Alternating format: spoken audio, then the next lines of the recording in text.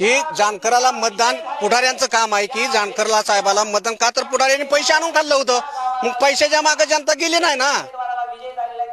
सगळे मतदारांनी मतदान प्रत्यक्षात राम सातपुते यांना भरपूर मतदान केलंय त्यांनी, कारण जानकर साहेबांनी अन्याय शेतकऱ्यावर केलेला आहे. कसं शेतकरी मतदान देईन?